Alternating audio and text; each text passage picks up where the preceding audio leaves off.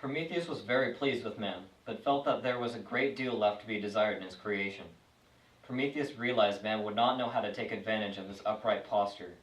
What man needed, he saw, was to have the chance to develop his mind. They already had many different skills given by the gods, but not enough to satisfy Prometheus, so he decided to give man the divine gift of fire. At first, Zeus did not seem to object to this idea, but trouble came when Prometheus played a joke on Zeus. It began one day when the gods were gathered together to decide which portions of the sacrificial bull should be offered to them as a gift. Since he was the most clever god, Prometheus was asked to make the decision.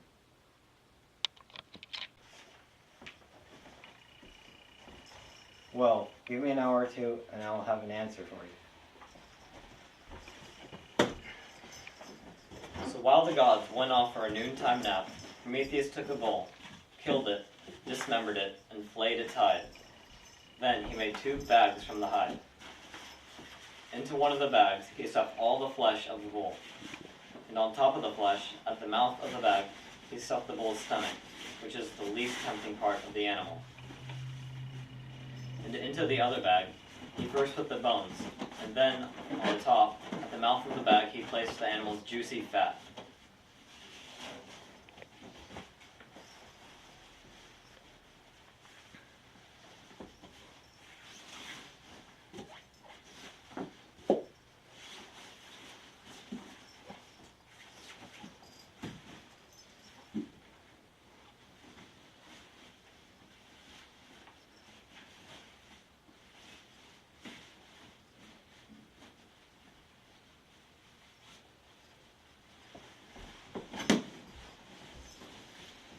When the gods returned in the early afternoon, they saw the 2 bags placed on a large flat stone.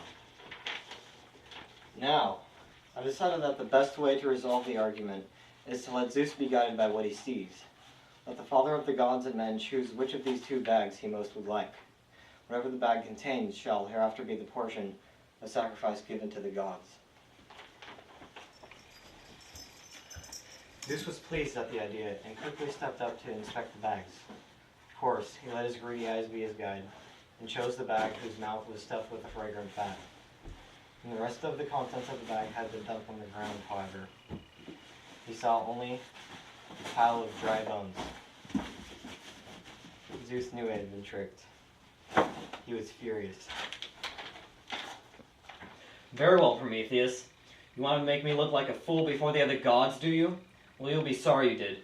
You want to give mankind the gift of fire, but now you can't. I won't allow it. But Prometheus was a very persistent god. After a few days later, when he thought that perhaps Zeus would not be looking, he got Athene to let him steal at the night into the fire chamber of Olympus by the back door. There, he stole fire from Apollo's chariot after a day's work. He put it into a hollow stalk of a giant fennel that he brought with him to keep it from glowing, but also to hide its light.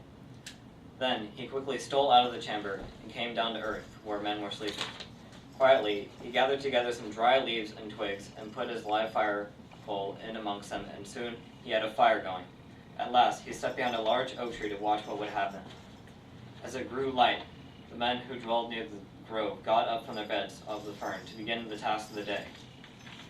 Soon, news of the strange new spirit, bright as the sun, hot like the sun, so hot that it devoured logs and branches with noisy greed, spread throughout the region. Men came and gathered around the place, gazing in wonder and awe.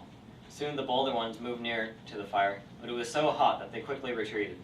Prometheus watched for a while, delighted with his exploit, but it soon became clear that he would have to instruct the men on how to treat this new plaything, so that it remained in control. It would not do for fire to become their master instead of their servant. So he stepped out from behind the oak tree and called the men to him.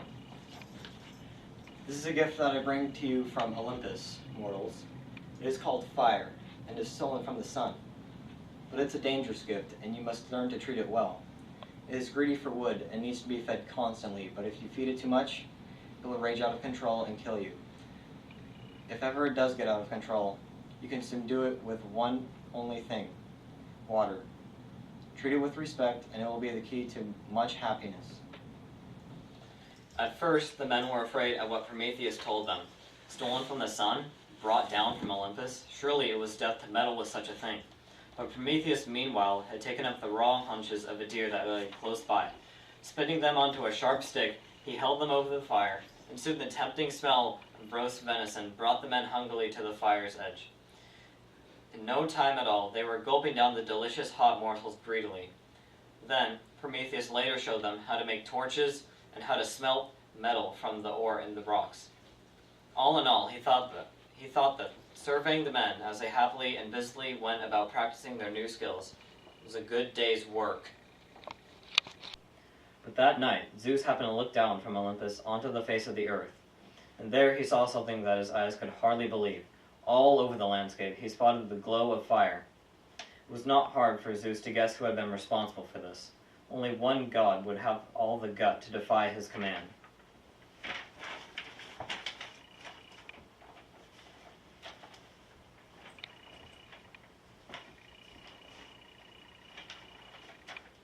Prometheus!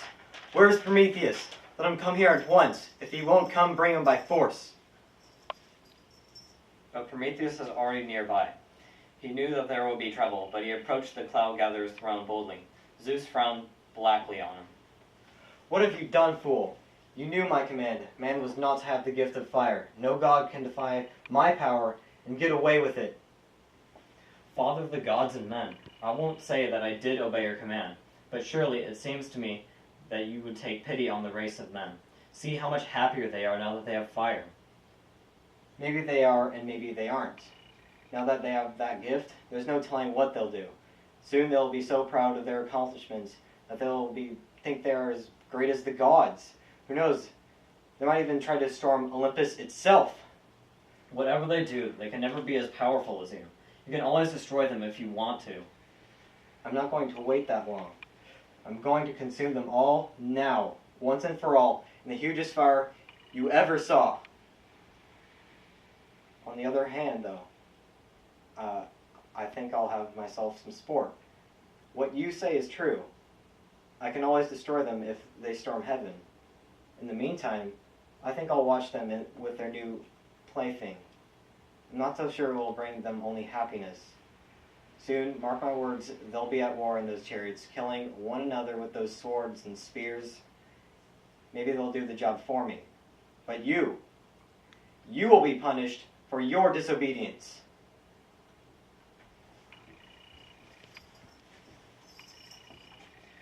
So the king of Olympus called two gods, Power and Violence, to serve as guards of Prometheus. Then he turned to Hephaestus, the lame blacksmith of heaven.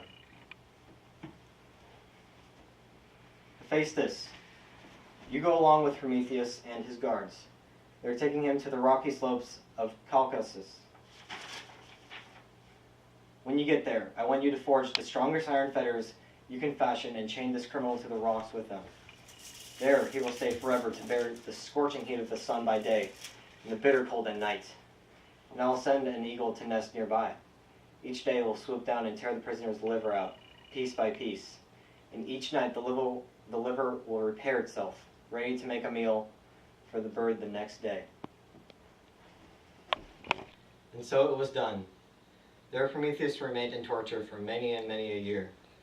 Each day the bird would swoop down and take his liver. Oh no! Ooh, ouch! Ooh, that's my liver. Oh no, that hurts really bad! Oh no!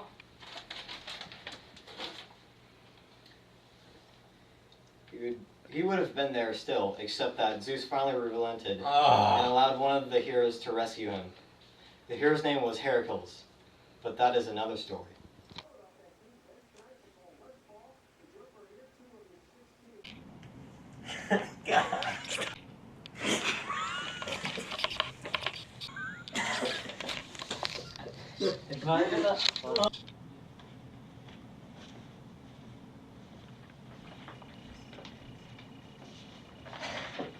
Alright. And then, on the top of the bag, he placed the animal's juicy fat.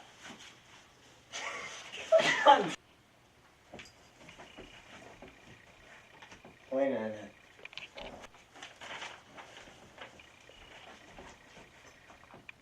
Well, give me an hour or two.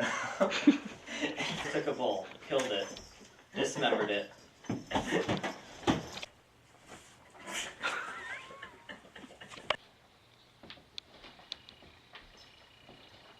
Give it an hour or two, and I'll have an answer for you.